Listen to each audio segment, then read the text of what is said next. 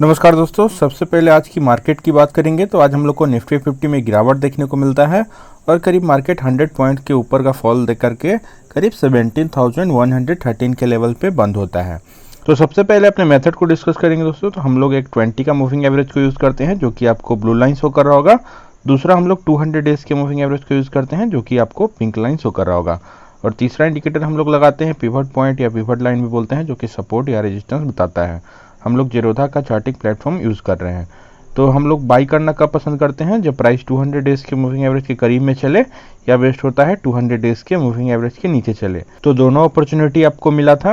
हम लोग पहले 200 डेज के मूविंग एवरेज के करीब में बाई करने को बोले थे और उसके बाद से नीचे फॉल होता है, 200 डेज के मूविंग एवरेज के नीचे आता है और इस पिवट पे सपोर्ट था, तो इस कैंडल में भी हम लोग बाई करने के लिए बोले थे।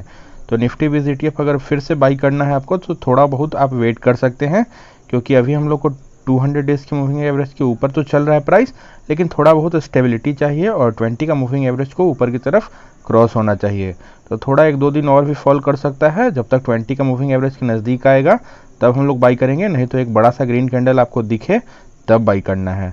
तो निफ्टी बीस ETF में आप लोग बाई करके चल सकते हैं, लेकिन एक बड़ा सा ग्रीन कैंडल होना चाहिए, कम से कम 2% तक का, 1 से 2% तक का कैंडल होगा निफ्टी 50 का, तब आप लोग निफ्टी बेस ETF में कुछ SIP कर सकते हैं। और हम लोग पहला स्टॉक की बात करेंगे जिसमें हम लोग को लगातार तेजी देखने को मिल रहा है, वो है ITC रिटेलर्स का बेहद ही फेवरेट स्टॉक होता है और अभी बहुत ही ज़्यादा दिनों से कंसोलिडेशन में था। करीब 3 to 4 ईयर्स से कंसोलिडेशन में ही चल रहा है। कोई खास रिटर्न हम लोग को निकाल करके ITC ने नहीं दिया है।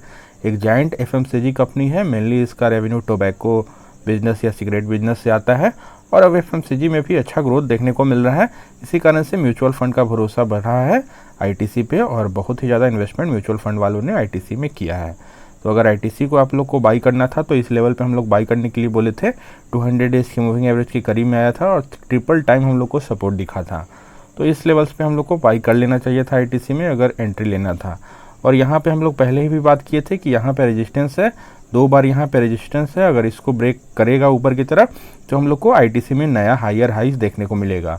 तो ITC में हम लोग को ब्रेकआउट देखने को मिल रहा है दोस्तों। और तो 251 वाला पिवट अगर ब्रेक होता है ITC में तब बाई करना है, क्योंकि यहाँ पे 251 के पिवट पे थोड़ा बहुत हम लोग को रेजिस्टेंस देखने को मिलेगा ITC में।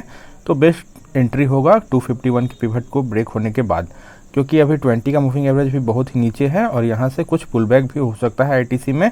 तो थोड़ा वेट एंड वॉच करना ही हम लोग को लिए अच्छा होगा। तो ITC में अभी हम लोग बाई नहीं करेंगे, वेट एंड वॉच करेंगे। और अगला स्टॉक की बात करेंगे दोस्तों, दीपक नाइट्राइट के बारे में। बहुत ही शानदार स्पेशलिटी केमिकल का स्टॉक है और पास्ट में हम लोग को मल्टी बैगर रिटर्न निकाल करके दीपक नाइट्राइट ने दिया है। तो जैसा कि हम लोग बात करते हैं, प्राइस 200 डेज के मूविंग एवरेज के करीब में आता है तो पहला एंट्री लेने को बोलते हैं।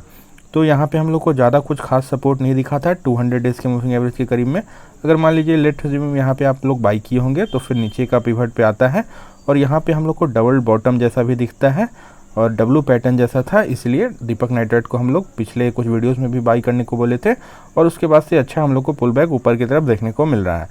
तो अगर फिर से फ्रेश एंट्री आप लोग को बनाना है तो थोड़ा बहुत वेट कर सकते हैं और इस पिवट रेजिस्टेंस को ब्रेक होने दें। करीब 2319 का पिवट है, तो इस पिवट लाइन के ऊपर अच्छा सा कैंडल अगर 3-4% का क्लोजिंग देता है तब आप लोग दीपक नाइट्राइट बाई करके चल सकते हैं। तो थोड़ा वेट एंड वॉच करना है। अभी 20 का मूविंग एवरेज भी नीचे की तरफ इंक्लाइंड है, तो थोड़ा बहुत और भी पुल बैक हम लोग को देखने को मिल सकता है। और जैसे ही 20 का मूविंग एवरेज क्रॉस कर जाएगा 200 डेज के मूविंग एवरेज को, तो फिर से दीपक नाइट्राइट में हम लोग को तेज़ी देखने को मिलेगा। अगर निफ्टी में अच्छा हम लोग को तेज़ी देखने को मिलता है तो बहुत सारे स्टॉक्स में भी हम लोग को तेज़ी देखने को मिलेगा। तो यही बात करते हैं दोस्तों कि कभी प्राइस 200 डेज के मूविंग एवरेज से बहुत ही ज़्यादा ऊपर चला जाए तो ऐसे सिचुएशन में हम लोग को क्या करना चाहिए? मान लीजिए 10 स्टॉक है तो 3-4 स्टॉक प्रॉफिट बुक कर लेना चाहिए। और दूसरा बात का हम लोग को ध्यान रखना है कि कभी भी ज़्यादा डाउन ट्रेंड में एवरेजिंग नहीं करना चाहिए। मान लीजिए कुछ यहाँ बाई करते हैं, कुछ यहाँ बाई करते हैं, कुछ यहाँ बाई करते हैं, वैसे में बहुत ही ज़्यादा निगेटिव चला जाएगा और आप पैनिक कर सकते हैं किसी भी स्टॉक में। तो पहला एंट्री 200 डेज के मूविंग एवरेज के करीब में लें और फिर नीचे का पिवट देखें और जहाँ पे हम लोग को सपोर्ट दिखे वहाँ पे बाई करेंगे तो हम लोग को अच्छा एंट्री मिलेगा। तो दीपक नाइट्राइट में फ़िलहाल एक कैंडल का वेट करना है, अगर 3-4% का कैंडल दिखे तब बाई करके चलना है। और अमेरिकन मार्केट में हम लोग को बहुत ही ज़्यादा तेज़ी देखने को मिल रहा है और फैंग इंडेक्स जिसपे मैफैंग ETF बेस्ड है उसमें भी हम लोग को बहुत ही तेज़ी देखने को मिल रहा है कुछ दिनों से। तो लगातार जो रशिया यूक्रेन में वार चल रहा था उसके कारण से ग्लोबल मार्केट में प्रेशर था और पिछले हम लोग को कुछ दिनों से गिरावट देखने को मिल रहा था, लेकिन पिछले 5 डेज़ की बात करें तो अच्छा तेज़ी हम लोग को फैंग इंडेक्स में देखने को मिल रहा है। तो हम लोग को कब हम लोग को एंट्री बनाना है मैफेंग ETF में, हम लोग चार्ट पे एनालाइज करके देखते हैं। और मैफेंग ETF की बात करें दोस्तों तो लगातार हम लोग को गिरावट देखने को मिल रहा था पिछले कुछ दिनों से और 20 का मूविंग एवरेज नीचे की तरफ इंक्लाइंड था। तो अभी हम लोग पिछले 2-3 दिन से देख रहे हैं मैफेंग में अच्छा तेज़ी देखने को मिल रहा है और प्राइस 200 डेज़ के मूविंग एवरेज के नीचे भी चल रहा था। इस पिवट लाइन पे सपोर्ट था, तो कुछ बोले थे कि अगर इस पिवट लाइन पे सपोर्ट लेता है तो आप लोग बाई करके चल सकते हैं। करीब 40 के पिवट पे आ चुका था और यहाँ पे अच्छा खासा हम लोग को 2 ग्रीन कैंडल दिखा और उसके बाद से आज हम लोग को 20 के मूविंग एवरेज के ऊपर क्लोजिंग देते हुए मैफेंग ETF में दिखा है। तो इसी कैंडल में आपको मैफेंग ETF में अगर कुछ SIP करना था तो कर सकते थे। 10 स्टॉक्स का ETF होता है, मेनली आपका फेसबुक, अमेजॉन, नेटफ्लिक्स ये सब में पैसा लगाता है, थोड़ा रिस्की होता है। अगर ज़्यादा सेफ्टी चाहते हैं तो मॉन 100 में आप इन्वेस्टमेंट कर सकते हैं। मैफेंग ETF में 2 चाइनीज स्टॉक्स भी है जैसे बाइडू और अलीबाबा, लेकिन टेक स्टॉक ज़्यादा रिटर्न भी देता है तो थोड़ा रिस्की भी होता है, इस बात का भी हम लोग को ध्यान रखना है। तो इस कैंडल में आप लोग एंट्री बना सकते थे। अगर फिर से फ्रेश एंट्री बनाना है तो एक और सा ग्रीन कैंडल 2-3% का भी अगर मैफेंग ETF में बनेगा तो आप लोग बाई करके चल सकते हैं। SIP मोड से इन्वेस्टमेंट करने में कोई घाटा नहीं होता है। और नेस्डेक 100 में भी हम लोग को लगातार तेज़ी देखने को मिल रहा है। लास्ट 5 डेज़ में ही लगभग 9.55% का रिटर्न नेस्डेक 100 ने दे चुका है। तो मॉन 100 ETF की हम लोग बात करेंगे कब हम लोग को बाई करना है। मॉन 100 की बात करें दोस्तों तो अभी प्राइस 200 डेज की मूविंग एवरेज के करीब में चल रहा है।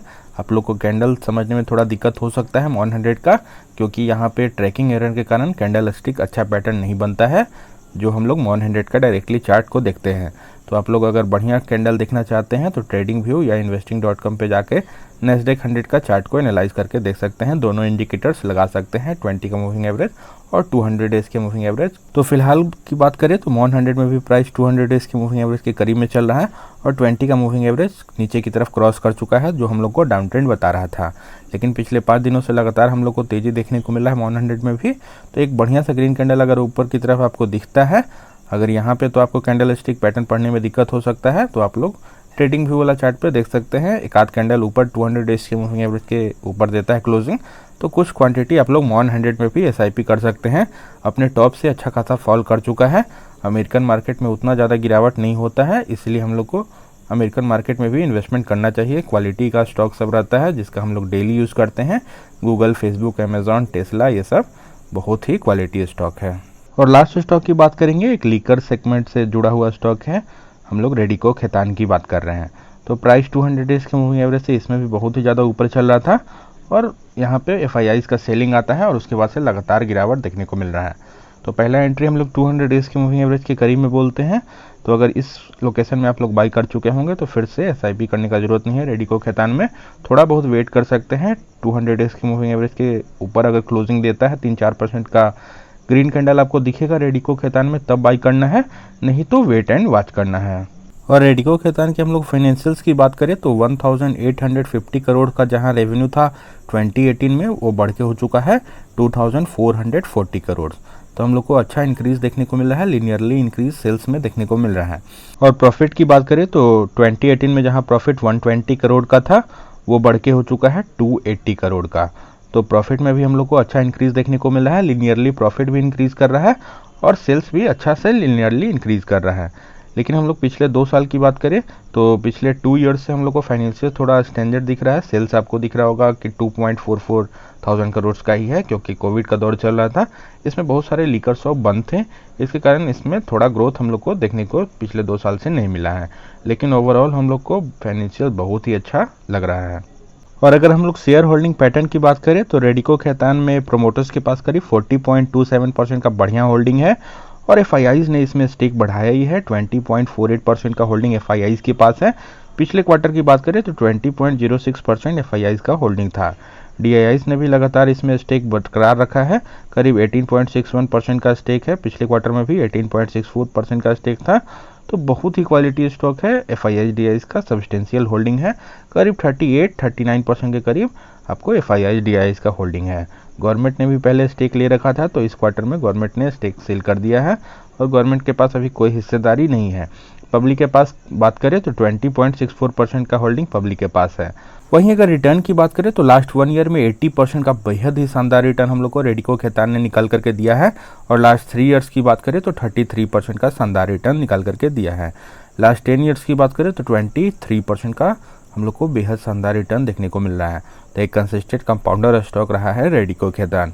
रिटर्न ऑन इक्विटी की भी बात करें तो 16% का लास्ट 3 ईयर्स में है और 14% का लास्ट 5 ईयर्स में है, जो कि बेहद ही शानदार है। तो ओवरऑल एक क्वालिटी स्टॉक है रेडिको खैतान, लेकिन हम लोग को ज़्यादा इसमें इन्वेस्टमेंट नहीं करना है, मात्र अपने पोर्टफोलियो का 2-3% का ही वेटेज देना है, क्योंकि लीकर इंडस्ट्री में हम लोग को ज़्यादा इन्वेस्टमेंट नहीं करना चाहिए। तो होप आप लोग को वीडियो अच्छा लगा दोस्तों। अगर वीडियो अच्छा लगा तो वीडियो को लाइक कर दीजिएगा, चैनल को सब्सक्राइब कर लीजिए और अपने दोस्तों में शेयर कीजिए। थैंक यू, मिलते हैं नेक्स्ट वीडियो में।